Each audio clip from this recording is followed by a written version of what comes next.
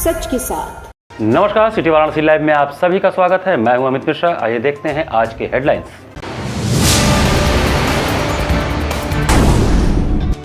गौहत्या बंदी के लिए घर घर जाकर लिया जा रहा हस्ताक्षर। 27 अप्रैल को बनारस सहित देश के सभी तहसीलों पर दिया जाएगा ज्ञापन।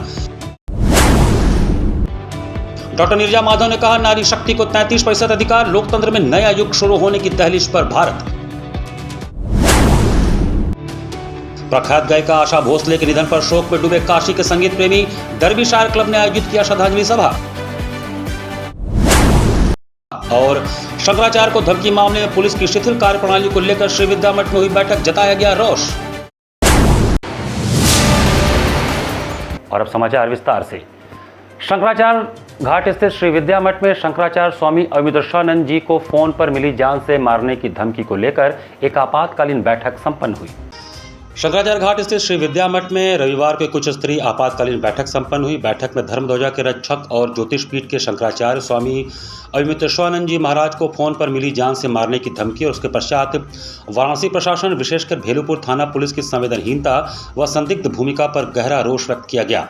अधिवक्ता रमेश उपाध्याय ने बैठक का शुभारंभ करते हुए कहा कि डिजिटल माध्यम से धमकी मिलने के बावजूद पुलिस द्वारा आईटी एक्ट की धाराओं को सम्मिलित न करना प्रशासन की अधिक संवेदनहीनता और कानूनी तथ्यों को दबाने का कुत्सित प्रयास है। वरिष्ठ अधिवक्ता त्रिपाठी की अध्यक्षता एवं नेतृत्व में शासन प्रशासन से मामले की पराकाष्ठा को देखते हुए एफआईआर में तत्काल कठोरतम धाराओं का संशोधन किए जाने के लिए कहा गया। आरोपी की अविलंब गिरफ्तारी सुनिश्चित की जाए। कर्तव्य पालन में घोर लापरवाही बरतने वाले भेलूपुर थाने के उत्तरदायी अधिकारियों पर दंडात्मक कार्रवाई हो, ऐसा कहा गया। साथ ही साथ उपस्थित सभी विद्वानों और विधि विशेषज्ञों ने एक स्वर में कहा कि जगतगुरु शंकराचार्य जी करोड़ों सनातनी हिंदुओं की आस्था के केंद्र हैं। उनके प्रति यह प्रशासनिक धृष्टता पूरे हिंदू समाज का अपमान है। यदि शीघ्र ही न्यायसंगत और कठोर कार्रवाई सुनिश्चित नहीं हुई तो समस्त हिंदू समाज सड़कों पर उतरकर लोकतांत्रिक विरोध प्रदर्शन हेतु बाध्य होगा, जिसकी संपूर्ण उत्तरदायित्व वाराणसी प्रशासन का होगा। इस महत्वपूर्ण सभा में मुख्य रूप से साध्वी पूर्णांबा, साध्वी शारदांबा, ब्रह्मचारी परमात्मानंद, श्री प्रभु नारायण, पूर्व अध्यक्ष central bar association Vinod Shukla, अध्यक्ष बनारस बार एसोसिएशन कमलेश यादव, पूर्व महामंत्री बनारस बार एसोसिएशन, वरिष्ठ अधिवक्ता श्रीकांत त्रिपाठी, अधिवक्ता रमेश उपाध्याय, अधिवक्ता अनिल यादव, अधिवक्ता अभय शंकर तिवारी, एसके द्विवेदी, यतीन्द्र चतुर्वेदी व अन्य गणमान्य व्यक्ति उपस्थित रहे, जिन्होंने एक स्वर में इस घटना की निंदा की। कि एफआईआर को पढ़ने से ये लगता है कि जो बिंदु एफआईआर में लिखे गए हैं, लगता है उनको पूरी तरह से देखा नहीं गया और धमकी देने वाले की भाषा को नहीं सुना गया। धमकी देने वाले ने इलेक्ट्रॉनिक माध्यम से धमकी दी है, इसका भी गौर नहीं किया गया। मुझे लगता है कई धाराएं उसमें छोड़ दी गई हैं, जैसे गंभीर व्यक्ति के खिलाफ जान से मारने की धमकी, गंभीर व्यक्ति को, संपन्न व्यक्ति को, सामाजिक रूप से, धार्मिक रूप से जो उच्च पदस्थ व्यक्ति को इस प्रकार की गालियां देने वाली धमकी, आईटी एक्ट का प्रयोग नहीं किया गया। मेरा निवेदन प्रशासन से यह है, पुलिस प्रशासन से, कि धाराओं को सम्यक रूप से पुनरीक्षित करके उचित धाराएं बढ़ाई जाए। दूसरा ये विषय था आज के बैठक का कि महाराज जी की सुरक्षा कैसे सुनिश्चित की जाए यहाँ पर और बाहर, इस पर लोगों ने चिंता व्यक्त की और उस पर विभिन्न प्रकार की बातें आई।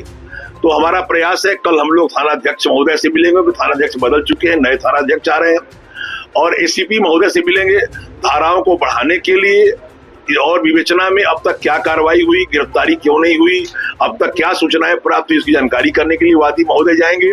भारत को गोहत्या के कलंक से मुक्त करने के लिए देश के अनेक वरिष्ठ संतों ने प्रेस वार्ता कर भारत की जनता से आह्वान किया। भारत को गोहत्या के कलंक से मुक्त कराने के लिए देश के अनेक वरिष्ठ संतों ने प्रेस वार्ता के माध्यम से भारत की जनता से आह्वान किया है कि सभी नागरिक भारत के राष्ट्रपति, प्रधानमंत्री तथा अपने अपने प्रदेश के मुख्यमंत्री एवं राज्यपाल से प्रार्थना करें कि वे गौहत्या बंदी के लिए केंद्रीय कानून लाएं एवं गौमाता को राष्ट्रमाता घोषित कर गोचर भूमि को मुक्त करें। साथ ही गोवंश के कल्याण के लिए गौ मंत्रालय बनाकर नीति निर्देश बनाए, जिससे गोवंश से संबंधित समस्त समस्याओं को दूर किया जा सके। स्वयं गौमाता इस अभियान के संरक्षिका एवं नंदी महाराज इसकी अध्यक्षता कर रहे हैं। यह अभियान किसी भी व्यक्ति, संस्था आदि के द्वारा न चलाकर भारत की जनता द्वारा चलाया जा रहा है। गौ सम्मान आह्वान अभियान कई चरणों में पूर्ण होगा, जिसमें प्रथम चरण में 27 अप्रैल को भारत के सभी तहसीलों में संबंधित तहसील की जनता द्वारा भारत के राष्ट्रपति, प्रधानमंत्री तथा अपने अपने प्रदेश कि मुख्यमंत्री एवं राज्यपाल से प्रार्थना किया जाए कि वो गौ हत्या बंदी के केंद्रीय कानून सहित जनता की सभी मांगों की पूर्ति करें। इसके लिए युद्ध स्तर पर प्रचार प्रसार एवं जनता से संपर्क करके उनकी सहमति के लिए हस्ताक्षर किए जा रहे हैं। वाराणसी में यह अभियान बहुत जोरों शोरों से चल रहा है, जिसमें जिले से लाखों लोगों के हस्ताक्षर किए जा रहे हैं। इस अभियान के तहत वाराणसी सहित देश के लगभग 5500 तहसीलों पर 27 अप्रैल 2026 को अभियान का प्रथम चरण पूर्ण होगा, जिसमें प्रत्येक तहसील पर भारत के साधु संत एवं आम जनता कीर्तन करते हुए जाएगी और राष्ट्रपति, प्रधानमंत्री, राज्यपाल एवं मुख्यमंत्री के नाम लाखों लोगों के हस्ताक्षर सहित प्रार्थना पत्र सौंपेगी और यह मांग करेगी कि भारत सरकार द्वारा संपूर्ण भारत में कानून बनाकर संवैधानिक रूप से गौ हत्या बंद किया जाए एवं गौ माता को राष्ट्रमाता घोषित करके गोचर भूमि मुक्त किया जाए एवं मंत्रालय आदि की स्थापना की जाए। भारत के मूर्धन संतों द्वारा गौ सम्मान आह्वान अभियान का एक कार्यक्रम पूरे भारत में राष्ट्रव्यापी चल रहा है, जिसमें आने वाली 27 अप्रैल को भारत की सभी 5400 तहसीलों पर एक साथ हस्ताक्षर के माध्यम से हम लोग तहसीलदार को ज्ञापन देंगे, जिसमें ये मांग होगी कि गाय माता को राष्ट्रमाता का दर्जा मिले, गाय को पशुपालन जैसे विभाग से हटाकर उनको एक सम्मानजनक पद मिले।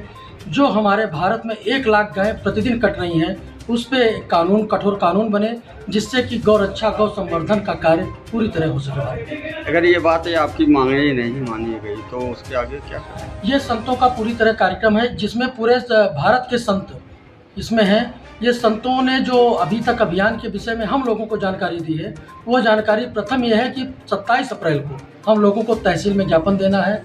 आने वाले 27 जून को हम लोग पुनः इकट्ठा होंगे, उसके बाद कलेक्टर को ज्ञापन देंगे। फिर अगले क्रम में ये चीज़ प्रदेश में जाएगा, जिसमें मुख्यमंत्री और राज्यपाल से मिलकर संत लोग अपने हिसाब से उसको देंगे ज्ञापन। और आखिरी चरण में पूरे भारत के लगभग हजारों संत अभी तक अपना उत्तराधिकारी घोषित कर चुके हैं। जो लोग अपना आमरण अनशन मात्र गंगा जल पे बैठेंगे, गंगा जल लेके दिल्ली में, और उसी का पान करके यह पूरा कार्य वहाँ पे करेंगे, एक अभियान को चलाएंगे और निराजल रह के। यदि सरकार नहीं मानती है तो ये आखिरी विकल्प है। अभी प्रथम विकल्प ये है कि हम लोग 27 अप्रैल को सभी तहसीलों में ज्ञापन पहुंचेगा। प्रसिद्ध साहित्यकार एवं लेखिका डॉक्टर नीरजा माधव ने नारी शक्ति वंदन अधिनियम 2023 को लेकर पत्रकार वार्ता करके इसकी सराहना की। भारत एक ऐतिहासिक मोड़ पर खड़ा है, जहां नारी शक्ति केवल एक विचार नहीं बल्कि शासन और लोकतंत्र की वास्तविक शक्ति बनने जा रही है। वह 2023 में पारित नारी शक्ति वंदन अधिनियम को लागू करने की दिशा में 16, 17 और 18 तारीख को प्रस्तावित विशेष अधिवेशन को निर्णायक माना जा रहा है। इस अधिनियम के तहत लोकसभा और विधानसभाओं में महिलाओं को 33% आरक्षण देने का प्रावधान है, जिससे भारतीय राजनीति में एक नई क्रांति की शुरुआत होगी। यह बातें प्रसिद्ध साहित्यकार एवं लेखिका डॉक्टर नीरजा माधव ने नारी शक्ति वंदन अधिनियम 2023 को लेकर सर्किट हाउस में आयोजित पत्रकार वार्ता को संबोधित करते हुए कही। डॉक्टर नीरजा माधव ने कहा कि आधी आबादी को पूरा अधिकार मिलेगा। भारतीय समाज में सदियों से कहा जाता रहा है कि नारी समाज की आधारशिला है। हमारे प्राचीन ग्रंथों और वैदिक परंपराओं में भी महिलाओं को पुरुषों के समकक्ष स्थान दिया गया है। ऋषियों के साथ ऋषिकाओं का योगदान भी उतना ही महत्वपूर्ण रहा है। बावजूद इसके राजनीति में महिलाओं की भागीदारी उनकी जनसंख्या के अनुपात में कभी नहीं रही। अब इस अधिनियम के लागू होने से यह असंतुलन दूर होने की उम्मीद है। आधी आबादी को शासन में समान भागीदारी मिलने से लोकतंत्र और अधिक प्रातिनिधिक और समावेशी बनेगा। यदि यह अधिनियम प्रभावी ढंग से लागू होता है तो आने वाले वर्षों में भारत का लोकतंत्र अधिक संतुलित, संवेदनशील और मजबूत बनकर उभरेगा, जहां नारी केवल सहभागी नहीं बल्कि नेतृत्वकर्ता होगी। निवेदिता शिक्षा सदन की प्रधानाचार्य आनंद प्रभा ने कहा कि हमारी सनातन संस्कृति में मान्यता है कि 10 पुत्रों के समान एक कन्या होती है। देश के प्रधानमंत्री इसी ज्ञान परंपरा को लेकर आगे बढ़ रहे हैं। निस्संदेह ये कदम क्रांतिकारी होगा। परिवार में कुटुंब प्रबोधन स्त्री करती है। जब ये राजनीतिक क्षेत्र में आएंगी तो निश्चय ही इसका लाभ देश को मिलेगा। संसद की कार्यकुशलता में वृद्धि होगी। पत्रकार वार्ता का संचालन साधना वेदांती ने किया। 16, 17, 18 को एक विशेष अधिवेशन बुलाया गया है, जिसमें जो सितंबर 2023 में नारी शक्ति वंदन अधिनियम 2023 दोनों सदनों में पास हुआ था, उसको पूरी तरह से लागू करने के लिए ये विशेष अधिवेशन बुलाया गया है माननीय प्रधानमंत्री महोदय के द्वारा। और हमें उम्मीद है कि उसमें ये जो 33% आरक्षण बिल है वो लागू कर दिया जाएगा महिलाओं के हित में। और ये केवल महिलाओं के हित में जो 33% आरक्षण है वो नहीं है, बल्कि भारत के लोकतंत्र के हित में है। और साथ ही साथ विश्व के तमाम विकसित देशों को ये पीछे छोड़ने वाला एक कदम होगा, क्योंकि इतना सशक्त नेतृत्व किसी भी देश के लोकतंत्र में या नेतृत्व में, राजनीति में नहीं दिखाई पड़ेगा। तो इसलिए जो 33% आरक्षण बिल है वो जैसे 2023 में पास होकर आया दोनों सदनों से, लेकिन 2024 में चुनाव चूंकि बहुत नज़दीक थे और व्यवहारिक अड़चनों के कारण वो लागू नहीं हो सका था, तो अब हम सभी महिलाओं को, देश की पूरी महिलाओं को विश्वास है कि 2029 से पहले इसको लागू तो कर ही दिया जाएगा और सभी की सहमति इस पर होगी। भारत की महान गायिका श्रीमती आशा भोसले जी के निधन पर डर्बीशायर क्लब द्वारा श्रद्धांजलि सभा का आयोजन किया गया।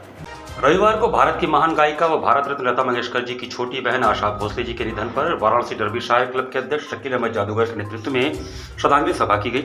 इस दौरान आशा भोसले जी के चित्र पर पुष्प अर्पित कर कैंडल जलाया गया।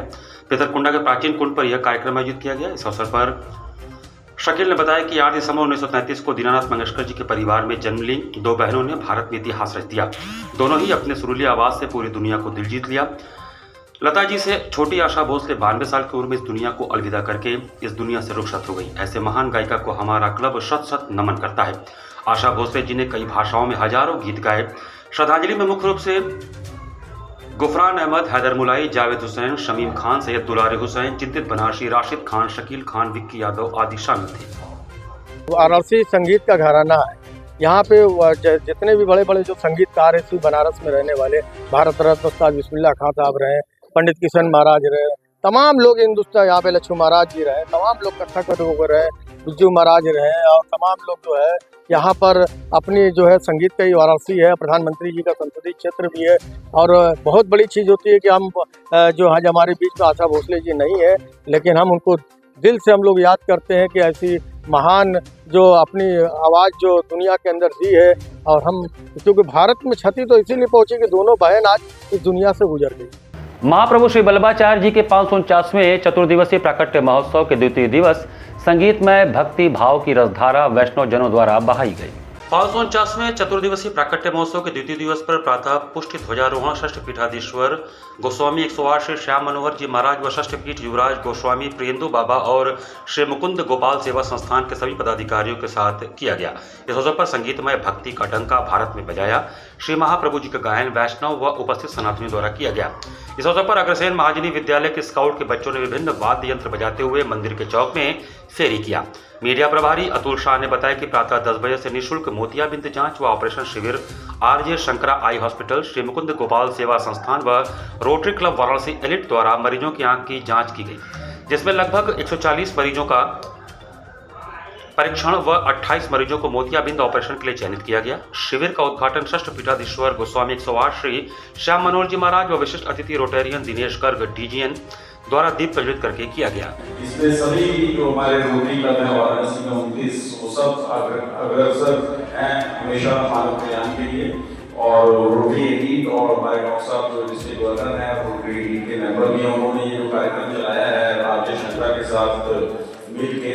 अभी तक हम लोग इस वर्ष में 9 महीने 10 महीने में 3000 ऑपरेशन कर चुके हैं और बहुत सफलतापूर्वक हुए और एक भी ऐसा कोई केस रिपोर्ट नहीं किया जिसमें किसी को कोई तकलीफ महसूस हुई। तो ये बहुत बड़ा सेवा कार्य है और हम फिर आज इस प्रांगण में फिर प्रण लेते हैं कि इस कार्य को यहाँ पर चला छोटे से ब्रेक का। बने रहिए सिटी वाराणसी लाइव के साथ।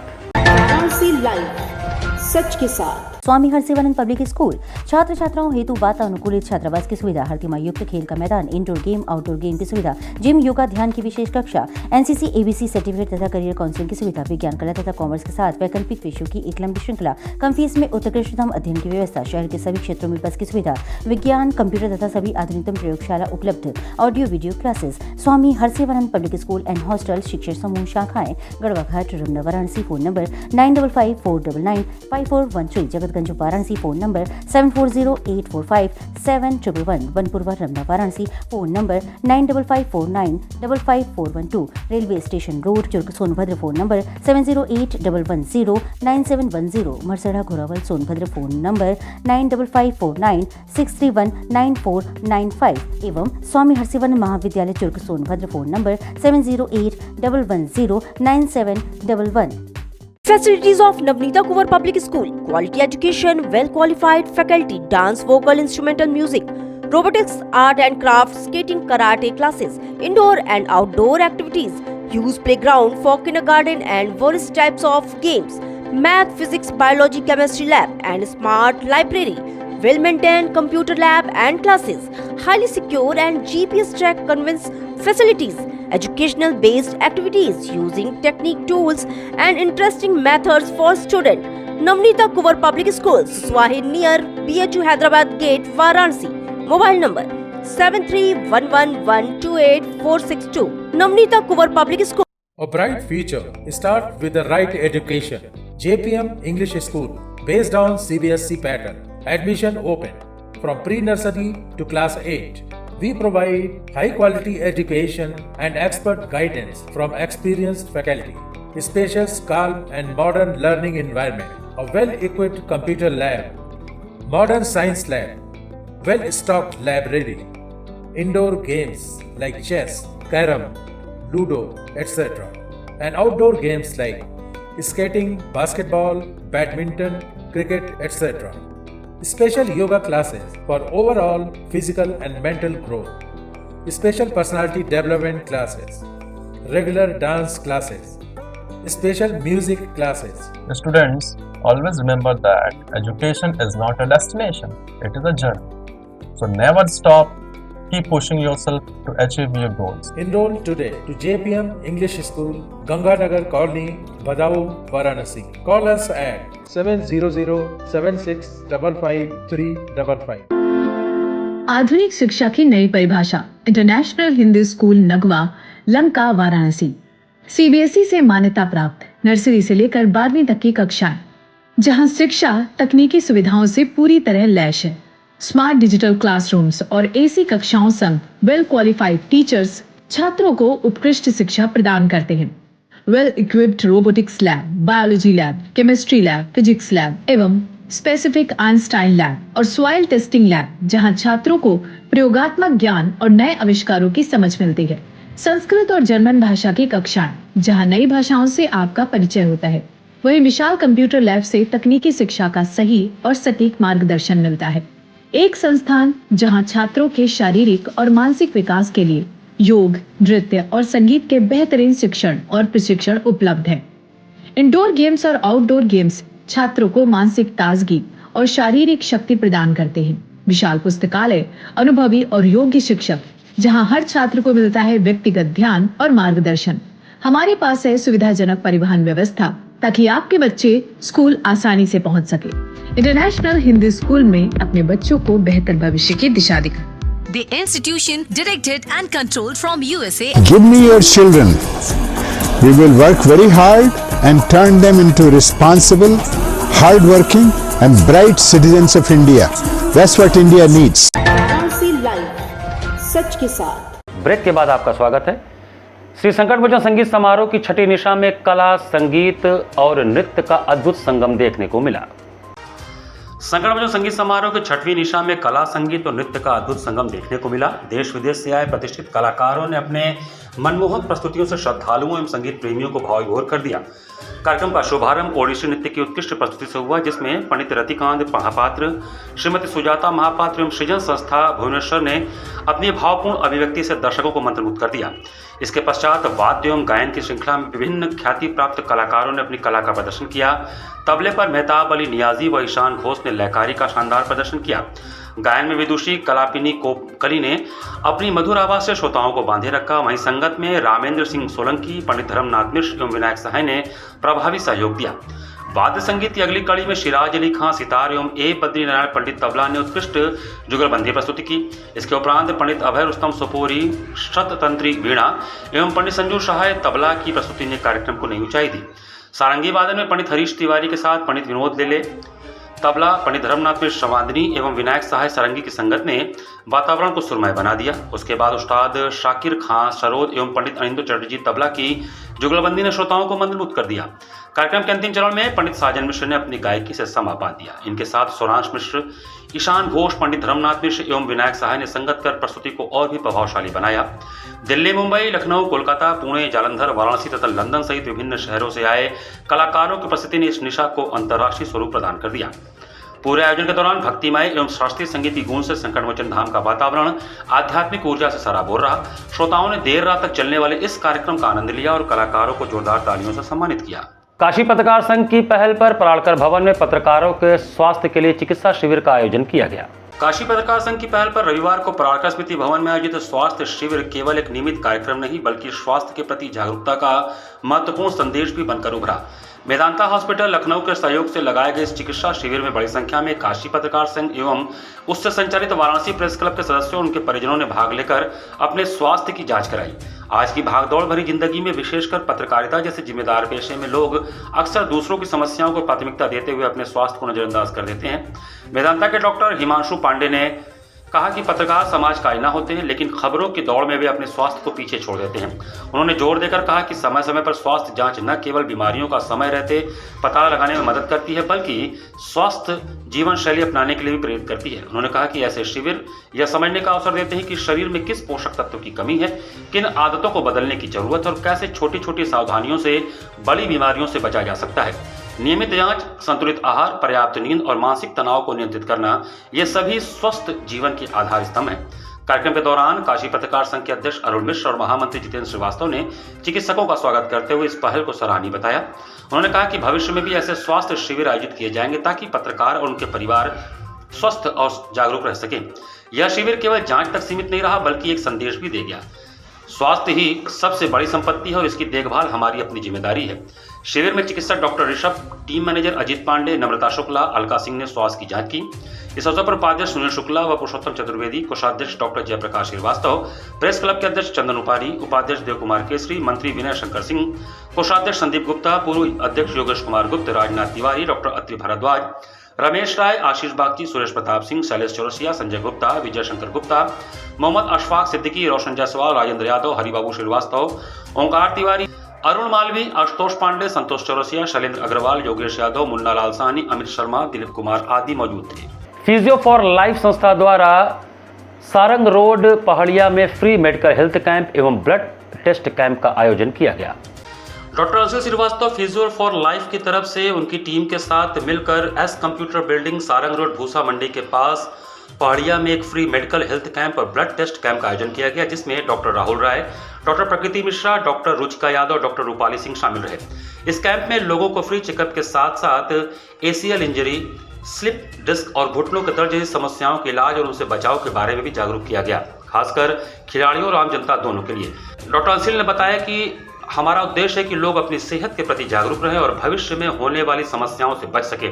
आगे भी हम ऐसे कैंप लगाकर आयोजित करते रहेंगे। फिजियो फॉर लाइफ स्थित पहाड़िया पर आज हमने एक ब्लड कैंप शिविर की जांच रखी, जिसमें प्रत्येक लोगों को और खिलाड़ियों को हर तरह की सुविधाएं प्रदान की गई, उनको सही गाइडेंस दिया गया जिसके तहत वो अपनी बीमारियों का सही लक्षण के साथ समाधान कर सकते हैं। ऐसी शिविर हम प्रत्येक रविवार को लगाते हैं। घाट संध्या कार्यक्रम में वाराणसी की युवा कलाकार आयुषी बनर्जी का कथक नृत्य हुआ। जिला प्रशासन के अभिनव पहल सुबह बनास के अंतर्गत घाट संध्या कार्यक्रम में वाराणसी की युवा कलाकार आयुषी बनर्जी ने उत्तर भारत के प्रसिद्ध कथक नृत्य की प्रस्तुति का शुभारंभ देवी स्तुति, तत्पश्चात पारंपरिक कथक 3 ताल एवं समापन भाव नृत्य से किया।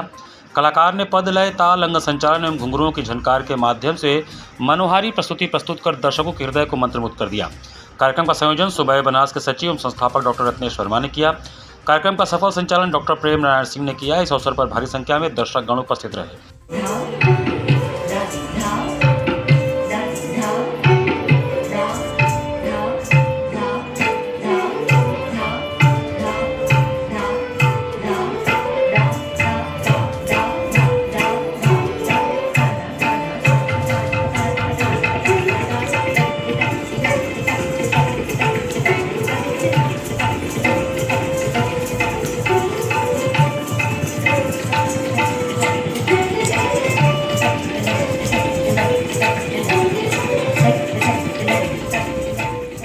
इसी के साथ सिटी वाराणसी लाइव का ये संस्करण हमें समाप्त करते हैं। मुझे दीजिए आज्ञा।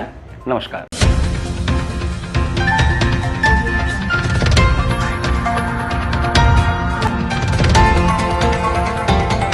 वाराणसी लाइव, सच के साथ।